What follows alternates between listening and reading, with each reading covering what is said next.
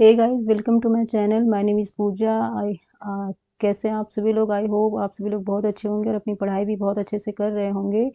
So in today's video we will discuss about the Golgi apparatus which is very important cell organelle in the topic cell the unit of life.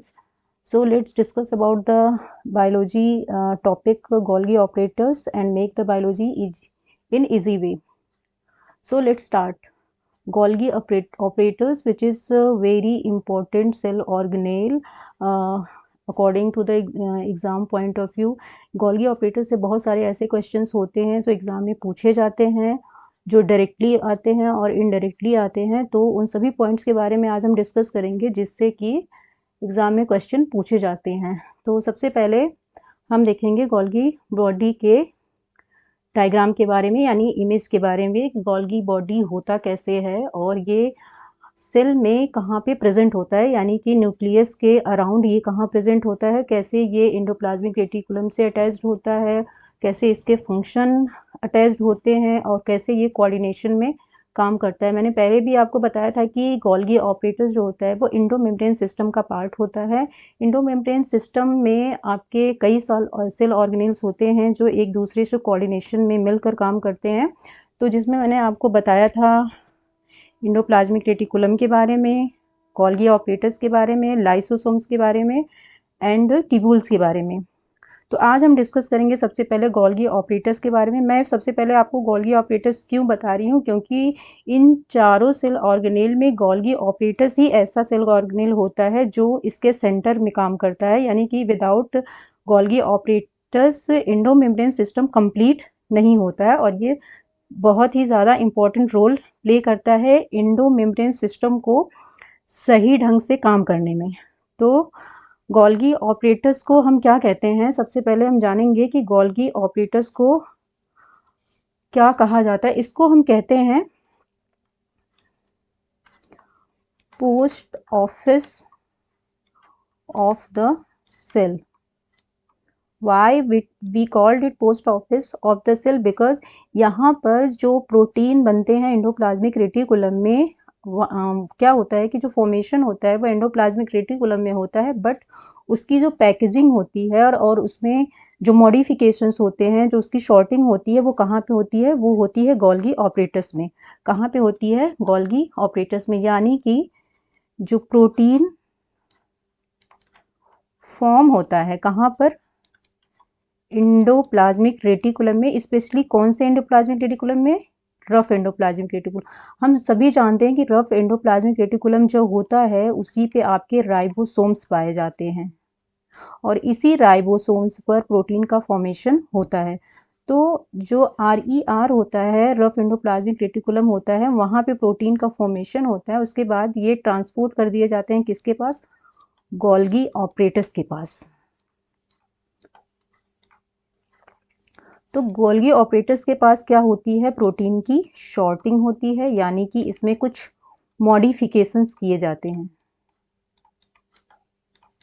ठीक है, modifications होते हैं. उसके बाद यहाँ पे इसकी पैकेजिंग होती है. जस्ट लाइक पोस्ट ऑफिस में किसी भी लेटर को जब हम भेजते हैं तो उस लेटर की पैकेजिंग होती है और जिस एड्रेस पे उसको भिजवाना होता है उस एड्रेस के लिए उसकी पैकेजिंग अलग से वहाँ पे होती है. हमारे पोस्ट लेटर को भेजने के बाद भी उसी तरीके से जो प्रोटीन होता है वो एंडोप्लाज्मिक रेटिकुलम पे तो बनता है, लेकिन उसमें कुछ मॉडिफिकेशंस किए जाते हैं. उस मॉडिफिकेशंस के बाद ये अलग अलग सेल के पास भेजे जाते हैं, अलग अलग ऑर्गन के पास भेजे जाते हैं जहाँ पर उनका टारगेट होता है. यानी कि जो प्रोटीन होता है, जस्ट लाइक अगर किसी प्रोटीन की ज़रूरत हमारे हार्ट को है तो वो हार्ट के पास कैसे जाएगा वो प्रोटीन? सबसे पहले हार्ट में जो एंडोप्लाज्मिक रेटिकुलम होंगे वहाँ पर उन प्रोटीन का फॉर्मेशन होगा. फिर उसके बाद वो गोल्गी ऑपरेटर्स के पास भेजे जाएंगे. गोल्गी ऑपरेटर्स में उसकी शॉर्टिंग होगी, मॉडिफिकेशंस उसमें आएंगे. अब ये मॉडिफिकेशंस कैसे होते हैं? मॉडिफिकेशन में होता है कि उस प्रोटीन्स में कुछ कार्बोहाइड्रेट्स ऐड होते हैं, लिपिड ऐड होते हैं या फिर फॉस्फेट ऐड होते हैं. फिर ये हार्ट के पास जाता है. हार्ट जो उसका टारगेट ऑर्गन होता है वहाँ जाएगा प्लाज्मा मेम्ब्रेन को क्रॉस करके. फिर उसके बाद वहाँ पे ये अपना फंक्शन को कंप्लीट करेगा। तो पोस्ट ऑफिस हमने क्यों कहा गोल्गी ऑपरेटर्स को, क्यों? क्योंकि वहाँ पर प्रोटीन का मॉडिफिकेशन होता है, लिपिड का मॉडिफिकेशन होता है, इसी वजह से हम पोस्ट ऑफिस कहते हैं सेल का। तो I hope the point post office of the cell ये आपको समझ में आ गया होगा कि गोल्गी ऑपरेटर्स को हम post office of the cell क्यों कहते हैं।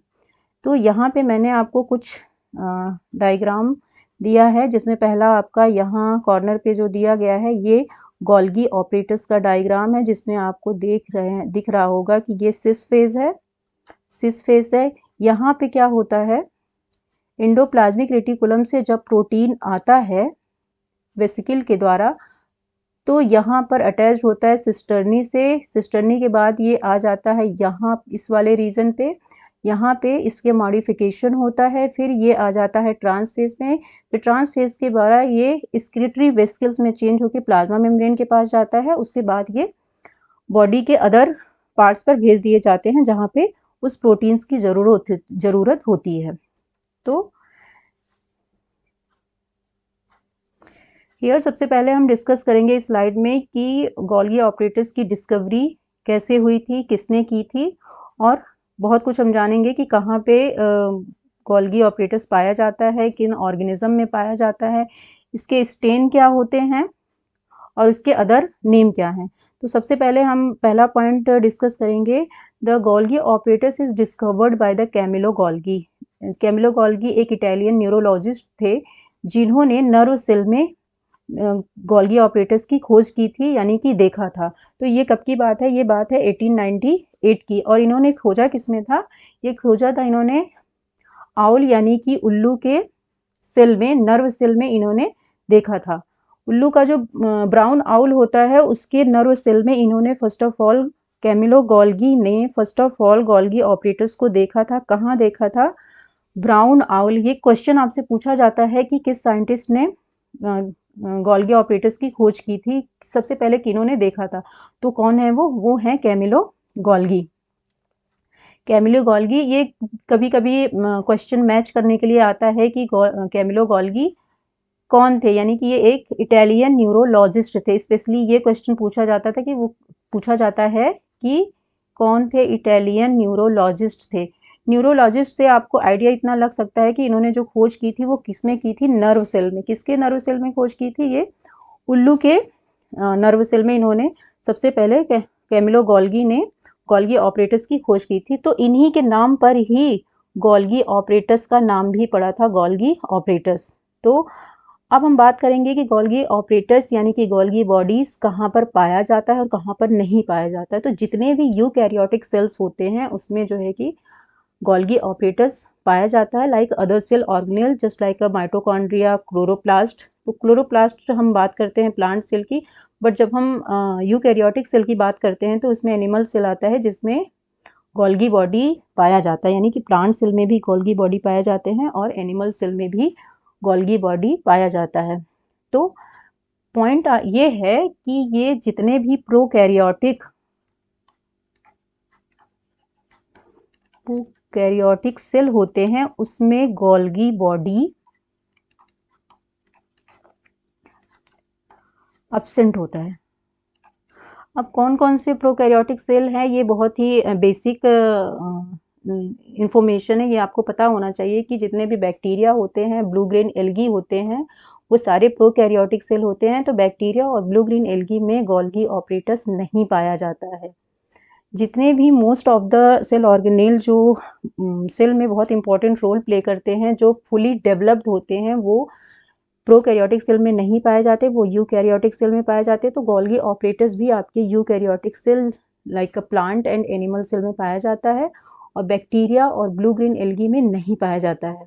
ठीक है, तो यूकैरियोटिक सेल में भी एक ऐसा सेल है जिसमें गोल्गी बॉडी नहीं पाया जाता है, वो होता है मैच्योर आरबीसी यानी कि red blood cell. Red blood cell जब भी इमेच्योर होता है तब उसमें गोल्गी ऑपरेटर्स पाया जाता है, बट ये जब फुली मैच्योर्ड हो जाता है तो उसमें गोल्गी ऑपरेटर्स एब्सेंट हो जाता है, यानी कि डिसइंटीग्रेट हो जाता है, यानी कि ख़त्म हो जाता है। तो कैमिलो गोल्गी ने जब नर्व सेल को ब्राउन आउल में जो है कि सेल में जब देखा था, तो इन्होंने किस केमिकल का यूज किया था? इन्होंने यूज किया था सिल्वर नाइट्रेट का। ये एक स्टेन है यानी कि कलर है जिसका यूज इन्होंने किया था, सिल्वर नाइट्रेट का यूज इन्होंने किया था गोल्गी ऑपरेटर्स को देखने के लिए। ठीक है, तो गोल्गी ऑपरेटर्स कौन सा स्टेन लेता है? ये स्टेन लेता है सिल्वर नाइट्रेट। ठीक है, अब हम बात करते हैं कि गोल्गी ऑपरेटर्स के और क्या नाम हैं। तो हम गोल्गी ऑपरेटर्स को गोल्गी बॉडी कहते हैं, गोल्गी कॉम्प्लेक्स कहते हैं, गोल्गी ऑपरेटस कहते हैं, and we also called it dictyosome. तो जब हम प्लांट सेल में गोल्गी बॉडी की बात करते हैं तब हम बात करते हैं डिक्टियोसोम की, यानी कि प्लांट सेल में पाए जाने वाले गोल्गी ऑपरेटर्स को हम क्या कहते हैं? डिक्टियोसोम कहते हैं। ये क्वेश्चन आपसे एग्जाम में पूछा जाता है कि प्लांट सेल में पाए जाने वाले गोल्गी ऑपरेटर्स को क्या कहते हैं? तो उसको कहते हैं डिक्टियोसोम। ये पॉइंट बहुत ही इंपॉर्टेंट है और ये बेसिक एग्जाम में बेसिक जो बैंक के और एसएससी के एग्जाम होते हैं उसका ये पेट क्वेश्चन होता है। ठीक है, और गोल्गी ऑपरेटर्स की जो साइज होती है वो होती है 2 माइक्रोन इन लेंथ होता है, 0.5 माइक्रोन मीटर इन विड्थ होता है।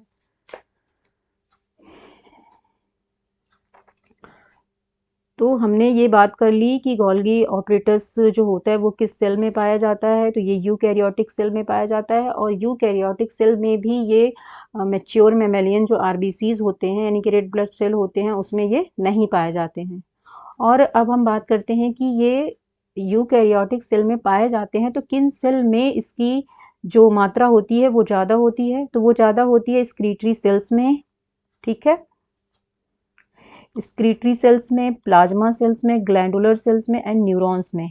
आप देख रहे होंगे जितने भी सेल्स की मैंने बात करी वो ऐसे सेल्स हैं जो कि बहुत ही बिजी होते हैं, यानी कि इनका जो फंक्शन होता है बहुत ही ज़्यादा होता है। और स्क्रीटरी सेल्स का मतलब ये है कि ऐसे सेल्स जो सेक्रीशन करते हैं, ठीक है, जिसमें से कोई ना कोई सेक्रीशन होता है। प्लाज्मा सेल्स भी ऐसे सेल होते हैं जो बहुत ही ज़्यादा वर्क करते हैं। ग्लैंडुलर सेल भी ऐसा सेल है जिसमें कुछ ना कुछ सेक्रीशन होता है और ये न्यूरॉन्स में भी पाए जाते हैं।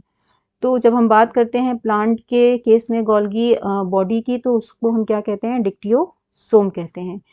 Here is the eukaryotic cell, this is eukaryotic cells and you can see this is nucleus and this is endoplasmic reticulum and आप देख रहे हैं कि इंडोप्लाज्मिक रेटिकुलम से ही अटैच्ड होता है, एकदम से अटैच नहीं कह सकते हैं लेकिन हाँ उसके आसपास ही पाया जाता है गोल्गी ऑपरेटर्स, बिकॉज ये कोऑर्डिनेशन में काम करते हैं।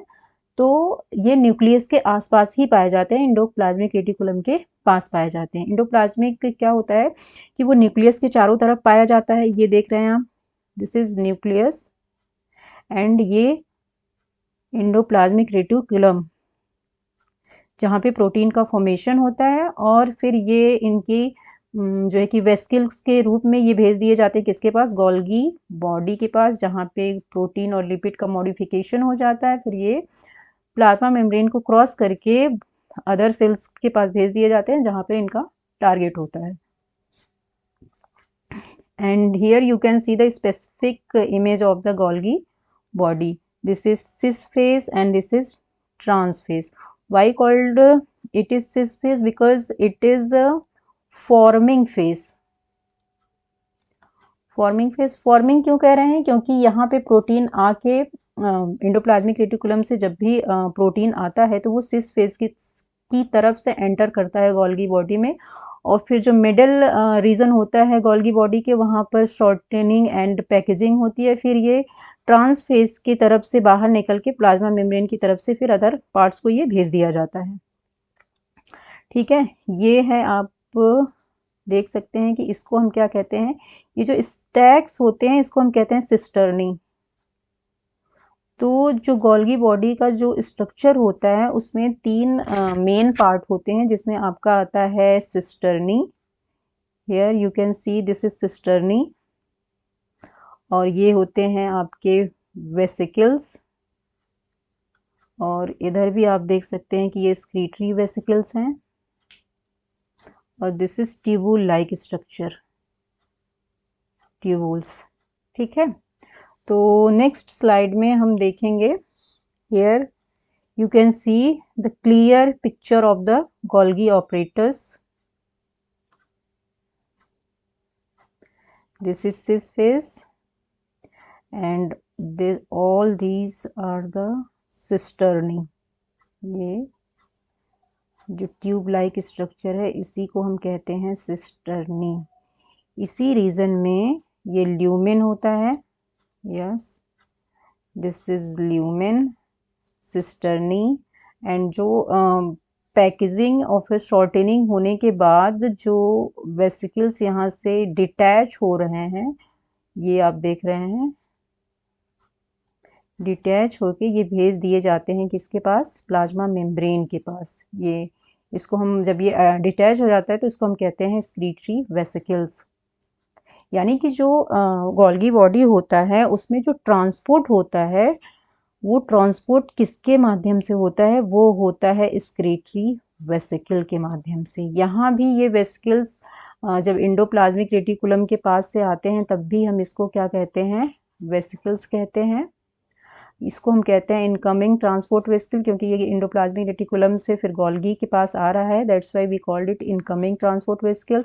इसके बाद ये जब पैकेजिंग हो जाती है तो फिर ये एक्सक्रीटरी हो जाता है, क्योंकि इसमें जो प्रेजेंट होता है मटेरियल वो एक्सक्रीटरी नेचर होता है, क्योंकि ये जिस टारगेट ऑर्गन के पास जाएगा वहाँ पे ये इस मटेरियल को रिलीज कर देगा उसके पास जहाँ पे इसकी ज़रूरत होगी। तब इसको हम क्या कहते हैं, एक्सक्रीटरी वेसिकल्स कहते हैं।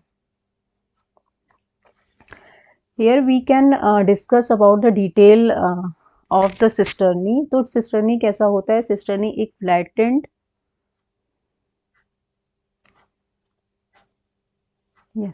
cisternae क्या होता है, फ्लैटेंड मेम्ब्रेन बाउंड सैक्स होता है। तो ये जो ये रीजन आप लोग देख रहे थे इसी को हम कह रहे थे सिस्टर्नी।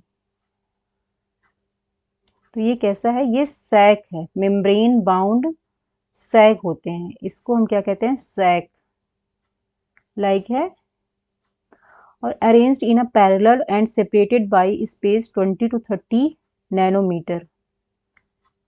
ये सिस्टर्नी, ये हो गया, ये हो गया, ये हो गया।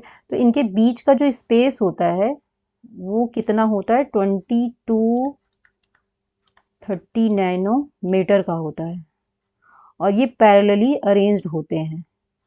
ठीक है, तो ये जो स्टेक्स होते हैं वो नॉर्मली क्या होता है कि एक गोल्गी जो यूनिट होती है उसमें 4 to 8 स्टैक प्रेजेंट होते हैं, यानी कि 4 से लेके 8 तक के स्टैक देखे जा सकते हैं।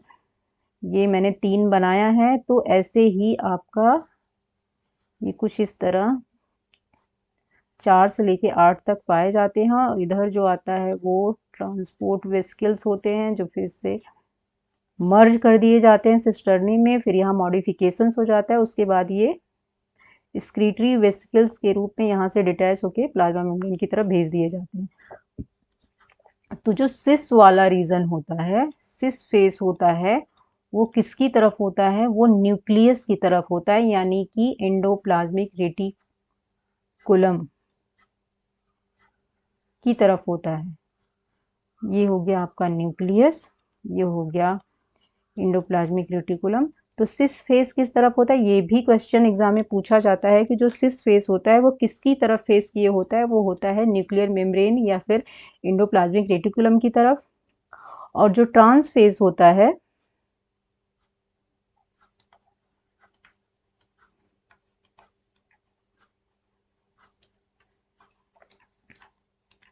वो होता है किसकी तरफ, प्लाज्मा मेम्ब्रेन की तरफ। ठीक है, यानी कि साइटोप्लाज्म के पास प्लाज्मा मेम्ब्रेन की तरफ होता है। तो और ये कैसे होते हैं, सेंट्रल फ्लैटेंड रीजन होते हैं, margins of each cisternae are gently curved so that the entire Golgi body takes a cup like structure और बाउल लाइक अपीयरेंस।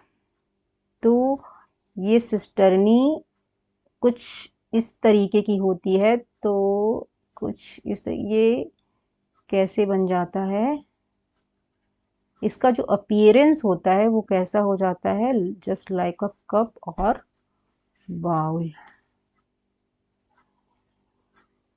ठीक, अब हम बात करते हैं ट्यूबुल्स की। The branch tubular structure arising from the cisternae,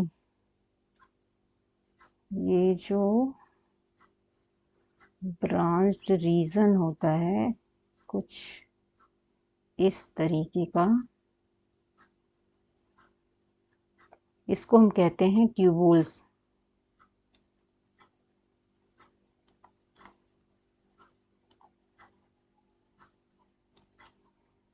फिर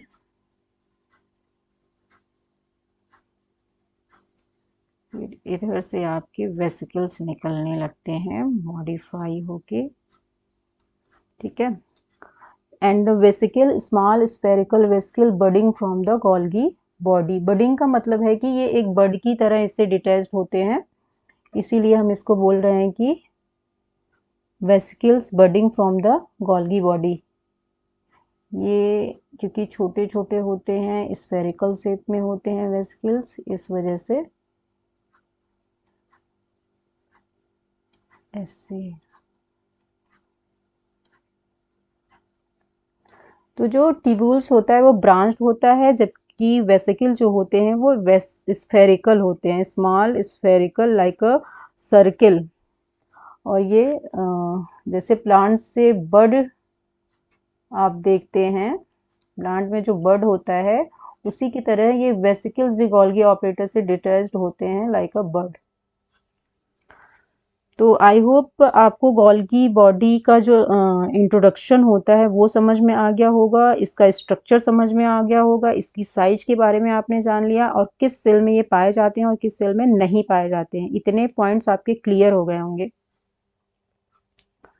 अब हम बात करते हैं गोल्गी बॉडी के पोलैरिटी के बारे में। जो पोलैरिटी गोल्गी बॉडी में पाई जाती है उसके बारे में हम डिटेल में समझेंगे। तो जो गोल्गी बॉडी अपना फंक्शन शो करता है वो कैसे शो करता है, पोलैरिटी के माध्यम से। तो सिस फेज मैंने आपको बताया, सिस फेज को हम और क्या कहते हैं, प्रॉक्सिमल,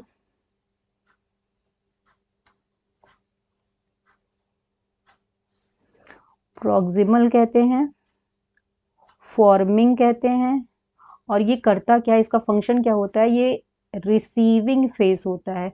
मैंने बताया कि जो सिस फेज होता है वो आर यानी कि रफ एंडोप्लाज्मिक रेटिकुलम से प्रोटीन को ले आता है और गोल्गी बॉडी के पास, गोल्गी बॉडी में इसको मर्ज कर देता है। दैट्स वाई हम इसको कहते हैं प्रॉक्सिमल। प्रॉक्सिमल क्यों कह रहे हैं, क्योंकि ये न्यूक्लियस की तरफ होता है, न्यूक्लियस के नज़दीक में होता है, इस वजह से हम इसको प्रॉक्सिमल कह रहे हैं। और फॉर्मिंग क्यों कह रहे हैं, क्योंकि यहाँ पे जो है कि एंडोप्लाज्मिक रेटिकुलम में प्रोटीन का फॉर्मेशन होता है और ये गोल्गी बॉडी के पास भेजे जाते हैं, इस वजह से यहाँ हम सिस फेज को हम क्या कह देते हैं, फॉर्मिंग फेज। क्योंकि ये प्रोटीन को रिसीव करता है, दैट्स वाई इसको हम और क्या कह देते हैं, इसका फंक्शन कैसा होता है, रिसीविंग होता है। मिडियल सिस्टर्नी, ये गोल्गी बॉडी का वो पार्ट होता है जहां पर क्या होता है, मॉडिफिकेशन होता है।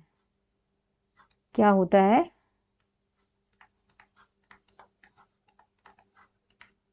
Modification and packaging. यानी कि ये काम कैसा हो गया, प्रोसेसिंग का। तो जो मिडल रीजन होता है, मीडियन सिस्टर्नी होते हैं, उनका क्या काम होता है, प्रोसेसिंग का। प्रोसेसिंग कैसे होती है, मॉडिफिकेशन और पैकेजिंग के रूप में होती है। अब ट्रांस फेज क्या होता है, वो होता है मैच्योरिंग फेज, यानी कि डिजिटल। ये डिजिटल क्यों है, ये न्यूक्लियस से दूर होता है, यानी कि ये गोल्गी बॉडी से भी ये ट्रांस फेज जो है कि दूर, डिजिटल मतलब दूर होता है, क्योंकि ये गोल्गी बॉडी से भी निकलकर फिर प्लाज्मा मेम्ब्रेन की तरफ जाते हैं। दैट्स वाई इसको मैच्योरिंग और डिजिटल कहते हैं। मैच्योरिंग इसलिए कहते हैं क्योंकि यहाँ पर जो वेसिकल एंडोप्लाज्मिक रेटिकुलम से आया था उसमें प्रोसेसिंग होने के बाद अब ये मैच्योर हो गया है, कहाँ पर, टारगेट ऑर्गन के पास फंक्शन करने के लिए, इस वजह से हम इसको कहते हैं मैच्योरिंग फेज। सिपिंग, सिपिंग यानी कि ये क्या करता है, ट्रांसपोर्ट होने के बाद वहाँ पे सिपिंग कर दिया जाता है जहाँ पर इसका फंक्शन होना है, तो इस वजह से इसको सिपिंग कहते हैं, सिपिंग फेज भी कहते हैं। इनका जो फंक्शन होता है वो सिपिंग का होता है, ट्रांसपोर्ट का होता है। तो गोल्गी बॉडी के जो पोलैरिटी कैसी होती है, सिस और ट्रांस की होती है। Here in this image you can see the function of the Golgi operators in coordination with the endoplasmic reticulum. Here you can see this is nucleus. मैंने आपको बताया कि न्यूक्लियस से ही लगा होता है endoplasmic reticulum. This is endoplasmic reticulum and this region is the rough endoplasmic reticulum. ये छोटे छोटे आप देख सकते हैं कि राइबोसोम्स इस पे लगे हुए हैं जहाँ पे प्रोटीन का फॉर्मेशन होता है.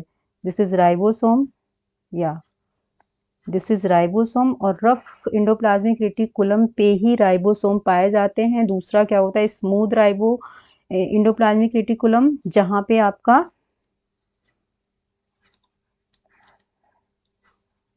स्मूथ एंड रफ, यहाँ पे लिपिड का फॉर्मेशन होता है एंड रफ पे क्या होता है प्रोटीन का फॉर्मेशन होता है. तो रफ इंडोप्लाज्मिक रेटिकुलम से जब प्रोटीन का फॉर्मेशन हो जाता है तो ये ट्रांसपोर्ट वेसिकल के माध्यम से, ये आप देख सकते हैं ये है सिस्टर्नी, गोल्गी ऑपरेटर्स का सिस्टर्नी वाला रीजन. यहाँ से इंडोप्लाज्मिक रेटिकुलम से आप देख रहे हैं कि ये ट्रांसपोर्ट वेसिकल यहाँ से डिटैच होने के बाद ये वेसिकल फिर ये कहाँ पे मर्ज हो रहा है गोल्गी ऑपरेटर्स में.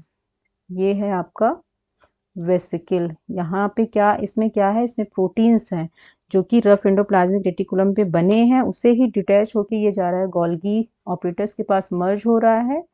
ये है आपका मिडल सिस्टर्नी जहाँ पर प्रोसेसिंग होनी है. प्रोसेसिंग किस रूप में होगी, प्रोटीन की पैकेजिंग होगी. सबसे पहले उसका मॉडिफिकेशन होगा यानी कि कार्बोहाइड्रेट्स अटैच्ड होंगे इसमें और भी बहुत तरीके के मॉडिफिकेशंस होंगे. फिर मॉडिफिकेशन होने के बाद ये ट्रांस वाले रीजन से, ट्रांस फेज से, ये ट्रांस फेज वाला रीजन है, ये यहाँ से निकल कर ये सेल के जो एक्सटीरियर वाला पोर्शन है कि प्लाज्मा मेम्ब्रेन के पास से ये अदर सेल के पास भेज दिए जाते हैं like secretory cells, nerve cells and other cells. ठीक है, और इसके बाद ये लाइसोसोम के पास भी जाते हैं. ठीक, तो आई होप आपको ये फंक्शन समझ में आ गया होगा गोल्गी ऑपरेटर्स का. यहाँ पे सिस फेज के बारे में और ट्रांस फेज के बारे में बहुत डिटेल पॉइंट्स दिए गए हैं. जो सिस फेज होता है उसको हम कॉन्वेक्स फेज कहते हैं and this is lie closer to the nuclear envelope और the endoplasmic reticulum, also called it forming phase, located towards endoplasmic reticulum, receive vesicles from the endoplasmic reticulum. और जो ट्रांस फेज होता है वो कैसा होता है, वो कॉन्केव शेप में होता है and encloses a region containing large secretory vesicles, जो मैंने पहले ही आपको बता दिया है. And we also called it maturing face. और ये किसकी तरफ फेज किए होता है, प्लाज्मा मेम्ब्रेन की तरफ. और यहाँ पे क्या होता है, पैकेजिंग हो जाती है मटेरियल की जो कि बाद में बनाते हैं excretory vesicles. The polarization often referred to the cis-trans axis of the Golgi complex.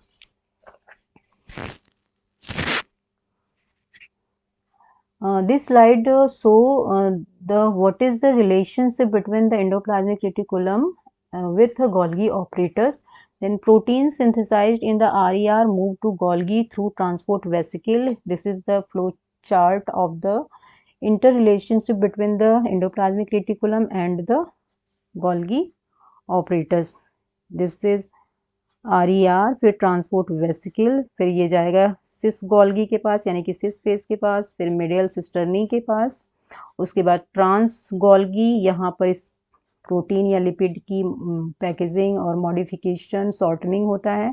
फिर ये ट्रांस गोल्गी के द्वारा जो है स्क्रीटरी वेसिकल्स की तरफ चले जाते हैं यानी कि ये स्क्रीटरी वेसिकल फिर टारगेट ऑर्गन की तरफ भेज दिए जाते हैं. तो गोल्गी ऑपरेटर्स का जो काम होता है वो फुली होता है ट्रांसपोर्ट की तरह ये काम करता है, ट्रांसपोर्टेशन करता है किसका, प्रोटीन और लिपिड्स का. तो अदर जो फंक्शन होते हैं गोल्गी ऑपरेटर्स के, अब हम उसके बारे में डिस्कस करेंगे. तो जो इसका मेन फंक्शन होता है वो होता है प्रोटीन का मॉडिफिकेशन यानी कि Golgi body modifies the protein. How? ये ग्लाइकोजाइलेशन यानी कि इसमें कार्बोहाइड्रेट अटैच्ड होता है, या फिर फॉस्फोराइलेशन फॉस्फेट अटैच्ड होगा, सल्फेशन यानी कि सल्फेट अटैच्ड होता है। तो जो प्रोटीन का मॉडिफिकेशन होता है वो कुछ इस तरीके से होता है, उसमें कार्बोहाइड्रेट अटैच्ड होते हैं, फॉस्फेट या फिर सल्फेट ग्रुप अटैच्ड कर दिया जाता है। नेक्स्ट फंक्शन क्या होता है? शॉर्टिंग एंड पैकेजिंग का। तो Golgi sorts proteins and lipids and sends them to plasma membrane, lysosome and excretory vesicles. तो वो सेकेंड फंक्शन इसका हो गया शॉर्टिंग एंड पैकेजिंग का। थर्ड है आपका फॉर्मेशन ऑफ द लाइसोसोम। तो जो लाइसोसोम सेल ऑर्गेनेल होता है वो कहाँ से और किसके द्वारा फॉर्म किया जाता है, कहाँ पे लाइसोसोम का फॉर्मेशन होता है? तो वो होता है गोल्गी ऑपरेटस के पास। यानी कि जो प्राइमरी लाइसोसोम्स होता है वो कहाँ पे बनते हैं? गोल्गी ऑपरेटस में। एग्जाम में ये क्वेश्चन पूछा जाता है कि लाइसोसोम का फॉर्मेशन कहाँ से होता है, तो वो होता है, आंसर आपका होगा गोल्गी ऑपरेटस। इम्पॉर्टेंट जो एंजाइम होते हैं, marker enzyme like acid phosphatase, वो भी बनाए जाते हैं कहाँ पे? गोल्गी ऑपरेटस के पास के द्वारा। नेक्स्ट फंक्शन होता है cell wall formation in plant cell. Plant cell में जो सेल वॉल पाया जाता है दैट मीन्स कि जो सेल वॉल होता है वो यूकैरियोटिक में आपका किस में पाया जाता है? प्लांट में। एनिमल सेल में सेल वॉल नहीं पाई जाती है, ये प्लांट सेल का स्पेसिफिक फंक्शन होता है। तो जो सेल वॉल का फॉर्मेशन होता है वो कहाँ किसके द्वारा होता है? गोल्गी के द्वारा। सेल वॉल के फॉर्मेशन में पेक्टिन, हेमीसेलुलोज और पॉलीसेकेराइड्स टेक पार्ट करते हैं। तो इन हेमीसेलुलोज, पेक्टिन और पॉलीसेकेराइड्स का फॉर्मेशन किसके द्वारा किया जाता है? गोल्गी बॉडी के द्वारा। नेक्स्ट फंक्शन है आपका formation of a cell plate when the cell divide. तो जब सेल डिवीज़न होता है तो उस कई स्टेजेस में होते हैं, जिसमें आपका प्रोफेज होता है, मेटाफेज होता है, एनाफेज होता है, टीलोफेज होता है। तो जब इन सब प्रोसेस के बाद जब एक सेल दो डॉटर सेल्स में डिवाइड होती है, ठीक है, सेल डिवीज़न में after karyokinesis the cell enter into cytokinesis. Cytokinesis at that time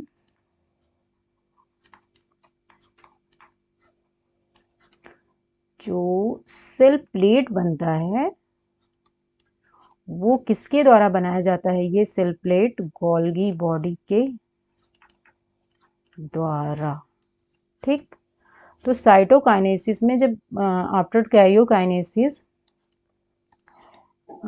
यहाँ पर देखते हैं, दो डॉटर सेल में जब डिवाइड होता है तो ये जो दो डॉटर सेल्स बनते हैं वो कैरियोकाइनेसिस के बाद, ये जो सेल होती है कैरियोकाइनेसिस के बाद कुछ इस तरीके की बनती है। यहाँ पे ऐसे, यहाँ जो ये सेल प्लेट बन रहा है वो सेल प्लेट किसके द्वारा बनता है? गोल्गी बॉडी के द्वारा। फिर ये डिवाइड हो जाती है और बन जाती है दो डॉटर सेल। ठीक है, so after the karyokinesis, cytokinesis में जो सेल प्लेट बनती है वो किसके द्वारा बनाई जाती है? वो बनाई जाती है गोल्गी बॉडी के द्वारा। नेक्स्ट फंक्शन है आपका formation of glycoproteins and glycolipids. तो Golgi attaches carbohydrate to proteins and lipids. Examples glycoproteins and glycolipids. तो जो प्रोटीन बन के आता है कहाँ पे? रफ एंडोप्लाज्मिक रेटिकुलम में। उसके बाद जब गोल्गी बॉडी के पास ये आता है उसमें मॉडिफिकेशंस होते हैं, तो ये कार्बोहाइड्रेट या फिर जो लिपिड होता है वो प्रोटीन से अटैच्ड होता है। जो RER होता है वो प्रोटीन बनाता है, जो स्मूथ एंडोप्लाज्मिक रेटिकुलम होता है वो लिपिड बनाता है। तो इन लिपिड और प्रोटीन्स के साथ जो कार्बोहाइड्रेट अटैच्ड होता है, वो कार्बोहाइड्रेट कहाँ पे अटैच होता है? गोल्गी ऑपरेटस में ही अटैच होता है, यानी कि जो ग्लाइकोप्रोटीन्स एंड ग्लाइकोलिपिड्स बनते हैं वो कहाँ पे बनते हैं? गोल्गी ऑपरेटस में ही बनते हैं। नेक्स्ट फंक्शन है आपका एक्रोसोम फॉर्मेशन। एक्रोसोम आप समझ रहे होंगे कि हम किसकी बात कर रहे हैं। जब हम बात करते हैं स्पर्म की,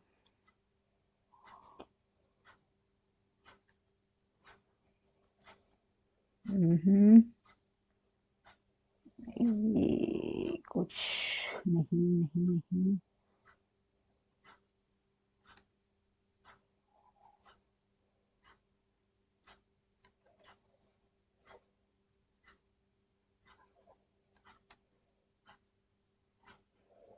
होता है। तो ये जो रीजन होता है स्पर्म का, एक्रोसोम, ये एक्रोसोम किसके द्वारा बनाया जाता है? ये बनाया जाता है गोल्गी ऑपरेटस के द्वारा। तो जो स्पर्म का एक्रोसोम वाला रीजन होता है, ये वाला रीजन एक्रोसोम कहलाता है। ये किसके द्वारा बनाया जाता है? ये बनाया जाता है गोल्गी ऑपरेटस के द्वारा। And acrosome also contain so many enzymes like hyaluronidase and acrosin. तो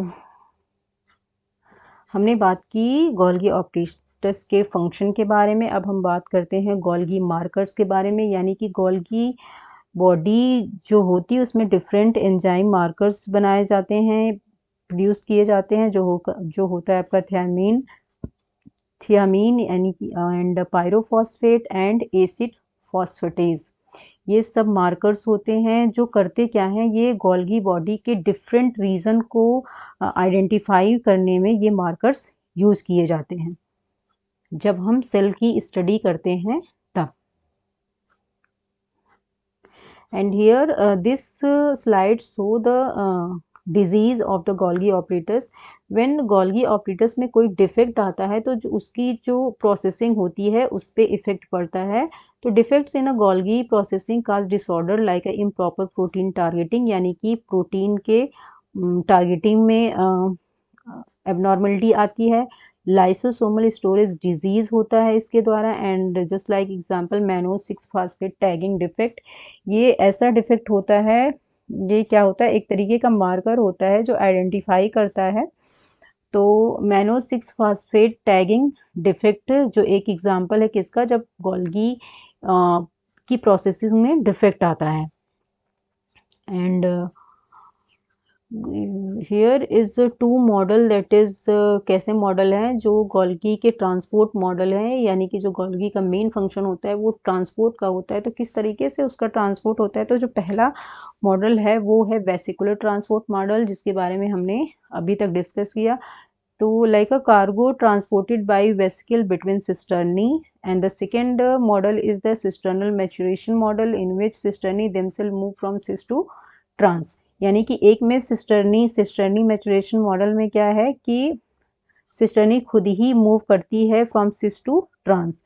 बट वेसिकुलर ट्रांसपोर्ट मॉडल में आपका जो वेसिकल होता है वो सिस्टर्नी में मर्ज होता है, फिर वहाँ पे प्रोसेसिंग होके फिर ये स्कीटरी वेसिकल के माध्यम से ट्रांस फेज से ये गोल्गी से बाहर निकाल दिया जाता है और प्लाज्मा मेम्ब्रेन के द्वारा ये सेल के एक्सटीरियर रीजन में पहुंच जाता है जहाँ पे फंक्शन होना होता है। तो मोस्ट एक्सेप्टेड मॉडल टुडे में क्या होता है? आपका है वेसिकुलर ट्रांसपोर्ट मॉडल। अब हम बात करते हैं कुछ डिफरेंस, कुछ पॉइंट्स, कुछ ऐसे पॉइंट्स जो डिफ्रेंशिएट करते हैं गोल्गी और ईआर को। तो जो ईआर होता है उसका जो स्ट्रक्चर होता है, यानी कि एंडोप्लाज्मिक रेटिकुलम का जो स्ट्रक्चर होता है वो कैसा होता है? नेटवर्क होता है। जबकि गोल्गी ऑपरेटर्स कैसे होते हैं? स्टैक्ड के फॉर्म में, यानी स्टैक के फॉर्म में ये पाए जाते हैं। तो सॉरी, ईआर में क्या होता है कि प्रोटीन सिंथेसिस पाई जाती है। Here you can see protein की सिंथेसिस ईआर में होती है, रफ एंडोप्लाज्मिक रेटिकुलम में, जबकि गोल्गी बॉडी में प्रोटीन की सिंथेसिस नहीं होती है। ठीक है, इसका मॉडिफिकेशंस होता है। तो मॉडिफिकेशन जो ईआर के पास होता है वो लिमिटेड होता है, यानी कि कम मात्रा में मॉडिफिकेशन होते हैं, जबकि गोल्गी ऑपरेटर्स के पास एक्सटेंसिवली मॉडिफिकेशन होता है, यानी कि ज़्यादा मात्रा में यहाँ पे मॉडिफिकेशंस का पाया जाता है। एंड पैकेजिंग ईआर में नहीं होती है। ये किसका फंक्शन है? ये फंक्शन है गोल्गी ऑपरेटर्स का। तो ये कुछ पॉइंट्स हैं जो डिफ्रेंशिएट करते हैं ईआर को from the Golgi operators. So I hope guys आपको गोल्गी ऑपरेटर्स के डिफरेंट पॉइंट्स के बारे में बहुत अच्छे से समझ में आ गया होगा, जो कि एग्ज़ाम पॉइंट ऑफ व्यू से बहुत ज़रूरी होते हैं। और सेल के चैप्टर में गोल्गी ऑपरेटर्स कैसे सेल में बहुत इम्पोर्टेंट रोल प्ले करता है फंक्शन में, तो एक एक पॉइंट आपको समझ में आ गया होगा, चाहे वो स्ट्रक्चर से रिलेटेड हो या फिर फंक्शन से रिलेटेड हो या फिर जो ट्रांसपोर्ट वाला फंक्शन, इसका जो मेन फंक्शन है उससे रिलेटेड हो। So in today's video we discussed about the Golgi operators, और नेक्स्ट वीडियो में हम डिस्कस करेंगे इसके कुछ क्वेश्चन के बारे में, जो कि आपको बहुत हेल्पफुल होंगे और भी अच्छे तरीके से गोल्गी ऑपरेटर्स को समझने में। सो आज के लिए बस इतना ही। अपना ध्यान रखिए और पढ़ाई करते रहिए, और इस चैनल को अपना प्यार देते रहिए। लाइक, शेयर एंड सब्सक्राइब भी ज़रूर करिए, ताकि ये जो इन्फॉर्मेशन है और लोगों के पास पहुँचे, और अपने वैल्यूएबल कमेंट्स पास ज़रूर करते रहिए।